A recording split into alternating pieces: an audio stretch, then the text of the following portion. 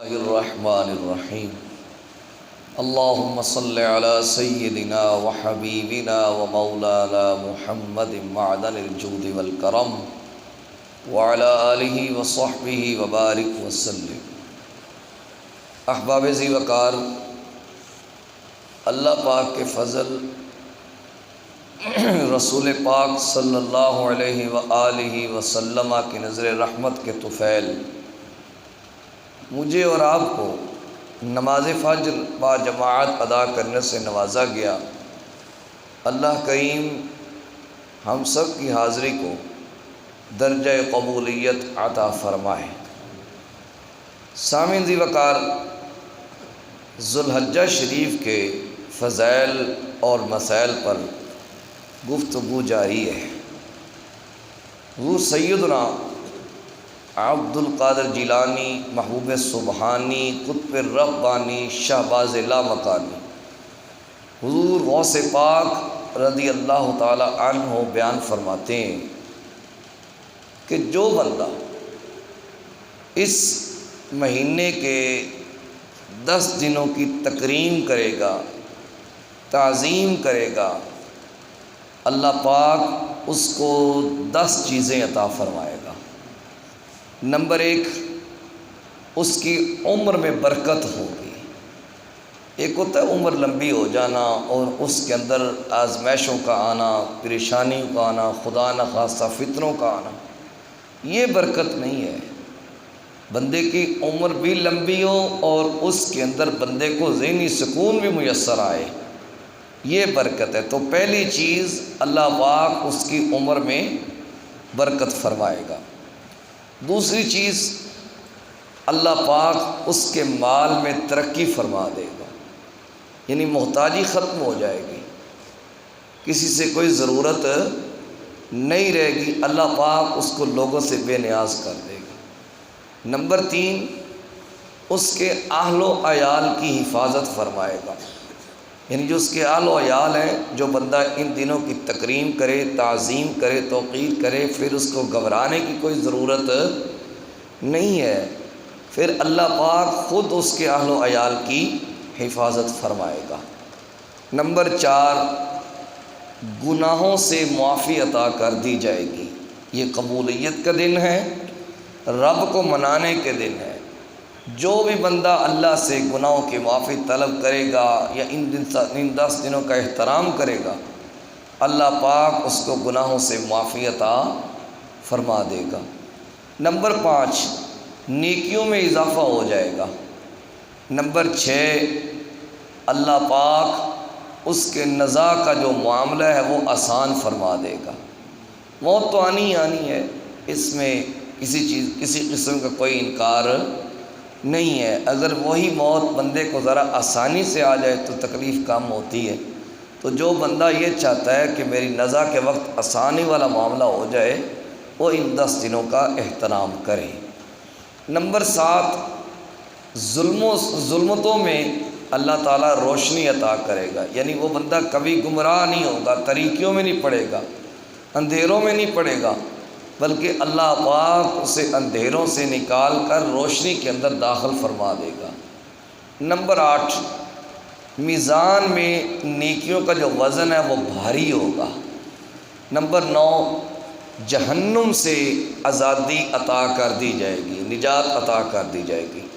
Number 10، جنت میں درجات کی بلندی حاصل ہوگی۔ اللہ تعالیٰ اس بندے کے جو ان 10 دنوں کا احترام کرے، اللہ پاک جنت میں اس کے درجات کو بلند فرما دے گا۔ اب یہ وہ 10 چیزیں ہیں، اگر ان پہ ایک لمبی چوڑی بحث کی جائے تو یقیناً کی جا سکتی ہے، لیکن میں نے اختصاراً احباب کے سامنے عرض کیا۔ چند انعامات اور ہیں۔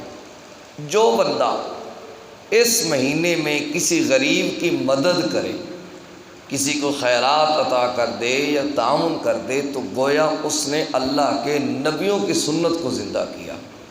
یعنی اس مہینے میں غریبوں کے ساتھ ہمدردی کرنا، ان کو خیرات دینا، صدقات و خیرات دینا، یہ کن کی سنت ہے؟ انبیاء کی سنت ہے۔ نمبر 2، جو بندہ ان دنوں میں کسی مریض کی عیادت کرے، کسی مریض کو پوچھنے کے لیے جائے، تو اللہ تعالیٰ اس کو اتنا درجہ عطا فرماتا ہے جیسے اس نے کسی ابدال کی عیادت کی ہو، اللہ کے نیک بندے کی عیادت کی ہو۔ نمبر 3، جو بندہ ان دنوں میں کسی کو لباس دیتا ہے، نئے کپڑے بنوا کے دے دیتا ہے، اللہ تعالیٰ اس کو اپنی خلت عطا فرمائے گا۔ کیا مطلب؟ اللہ تعالیٰ ایسے بندے کو جو کسی کو ان دنوں میں لباس لے کے دے دے، لباس بنوا کے دے دے، اللہ پاک اس کو اپنی دوستی عطا فرمائے گا۔ تو یارو، اگر کسی کو کپڑوں کا سوٹ دینے سے اللہ پاک کی دوستی حاصل ہو جائے تو میرا خیال ہے سودا بڑا سستا ہے، مہنگا نہیں ہے۔ ایک سوٹ کے ذریعے اللہ پاک سے دوستی ہو جائے تو اس میں کوئی بھی زیادہ کوئی قیمت نہیں ہے۔ اور نمبر 4، جو بندہ ان دنوں میں کسی جنازے میں شامل ہوتا ہے تو اللہ پاک اس کو شہید کے جنازے کے اندر شامل ہونے کا ثواب عطا فرماتا ہے، اور شہید یقیناً بخشا ہوا ہوتا ہے۔ تو گویا ان دنوں میں جس بندے کا جنازہ ہم پڑھیں گے وہ شہید کا درجہ رکھتا ہوگا، تو اس سے یہ بھی ثابت ہوتی ہے چیز کہ جو بندہ ان دنوں میں فوت ہوگا اس کی مغفرت یقینی طور پہ ہو جائے گی۔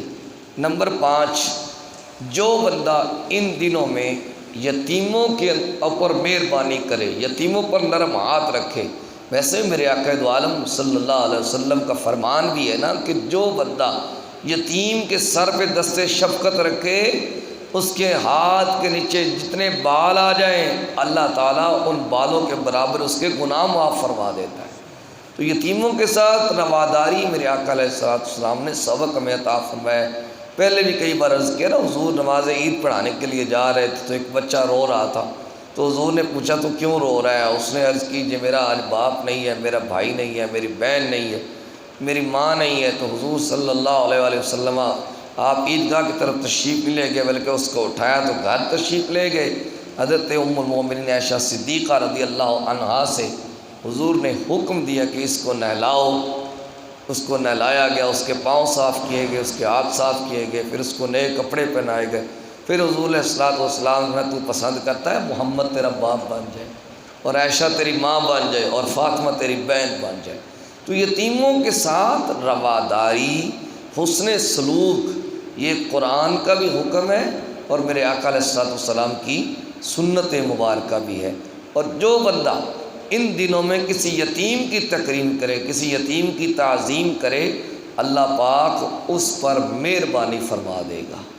نمبر 6، جو بندہ ان دنوں میں کسی عالم دین کی مجلس میں بیٹھا، اصول علم کے لیے یا زیارت کے لیے، جیسے بھی حاضر ہوا، ان دنوں میں علماء کی مجالس میں ہمیں بیٹھنا چاہیے۔ جو بندہ ان دنوں میں علماء کی مجلس اختیار کرے گویا وہ نبیوں کی مجلس میں بیٹھے، اتنا درجہ ہے ان دنوں کا۔ تو اس لیے ہمیں چاہیے کہ ان دنوں سے ہمیں فائدہ اٹھانا چاہیے۔ تھوڑا سا آگے بڑھتے ہیں، درمیان میں کچھ مسائل ہیں لیکن وہ پہلے عرض کر دیے گئے۔ قربانی کی تاریخ و اہمیت۔ قربانی، قرب، قربان اس سے نکلا ہے، یعنی قاف را با، جس کا مطلب یہ ہے کہ کسی کا قرب حاصل کرنا، کسی کی رضا حاصل کرنا۔ حضرت سیدنا آدم علیہ نبینا علیہ السلام کے دو بیٹے حابیل اور قابیل دونوں کا واقعہ قرآن مقدس میں موجود ہے۔ اللہ پاک وَاتْلُ عَلَيْهِمْ نَبَأَ ابْنَيْ آدَمَ بِالْحَقِّ اِذْ قَرَّبَا قُرْبَانًا فَتُقُبِّلَ مِنْ أَحَدِهِمَا وَلَمْ يُتَقَبَّلْ مِنَ الْآخَرِ۔ اے نبی صلی اللہ علیہ وسلم، ان پر آدم علیہ السلام کے بیٹوں کا قصہ تلاوت کیجئے کہ جب ان دونوں نے اللہ کا قرب حاصل کرنے کے لیے قربانی کی تو ان میں سے ایک کی قبول کر لی گئی اور دوسرے کی قبول نہیں کی گئی۔ تو قربانی اللہ کی رضا حاصل کرنے کے لیے ہونی چاہیے، اور زمین کے آباد ہوتے ہی انسانیت پر قربانی جو ہے وہ واجب کر دی گئی۔ پھر آہستہ آہستہ بڑھتے بڑھتے اللہ تعالیٰ نے حضرت ابراہیم علیہ نبی جنا علیہ السلام سے ایک امتحان لیا جس میں آپ سرخرو ہوئے، پھر اللہ پاک نے فرمایا ان ھذا لہو البلاء المبین، بے شک یہ بہت بڑا امتحان تھا۔ پھر جب بندہ اللہ کی آزمائشوں پر پورا اترتا ہوتا ہے نا، پھر اللہ پاک سلام پڑھتا ہوتا ہے، فرمایا سلام علی ابراہیم، ابراہیم پر ہماری سلامتی ہو، کذالک نجزی المحسنین انہ من عبادنا المؤمنین، اس نے اچھا ہم احسان کرنے والوں کو اچھا بدلہ دیتے ہیں، وہ ہمارے بندوں میں سے ہیں۔ تو جب بندہ اللہ کی آزمائشوں پر پورا اترتا ہے تو پھر اللہ پاک کی طرف سے بندے کے قصیدے پڑھے جاتے ہیں، بندے کی تعریفیں کی جاتی ہیں۔ تو الحمدللہ ثم الحمدللہ، امت محمدی صلی اللہ علیہ وآلہ وسلم حضرت ابراہیم علیہ السلام کی سنت کو زندہ کرنے کے لیے ہر سال جانوروں کا نذرانہ پیش کرتی ہوتی ہے۔ اس سے آگے کل گفتگو ہوگی۔ اللہ پاک ہمیں ان دنوں سے زیادہ فائدہ اٹھانے کی توفیق عطا فرمائے، اور ہمیں دین محمدی صلی اللہ علیہ وسلم کی سمجھ اور بوجھ عطا فرمائے۔ صلی اللہ تعالی علی حبیبہ الاعلی سید الانبیاء محمد وعلی آلہ و اصحابہ اجمعین برحمتک یا ارحم الراحمین۔